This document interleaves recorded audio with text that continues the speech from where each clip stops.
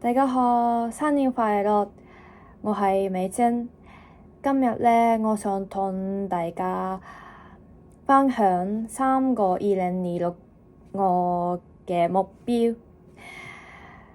其實咧，我學廣東話而家大概有10個月左右。而家咧，我拍片同係 Threads 同 IG 發文，通常都係我自己諗好廣東話嘅句子，跟住咧再用翻譯機幫我修改先至發。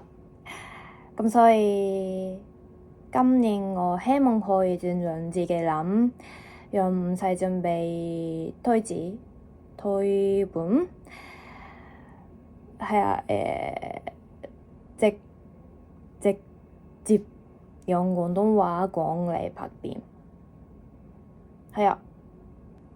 第二個目標係而家咧，我每個月上3節廣東話網上，所以我想堅持1年。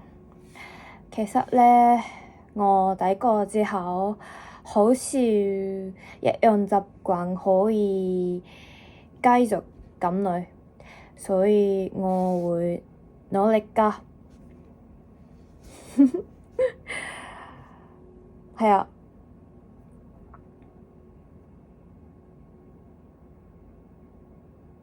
第3個目標係繼續用廣東話拍片同播片咁樣。跟住咧，我會拍 Vlog 同埋介紹日本嘅嘢，用廣東話同大家分享，希望大家會睇得開心。我想每個禮拜播一條片，加油！係啊，係咁先啦。多謝你哋收睇，早唞，拜拜，下次再見。新年快樂！我係美珍。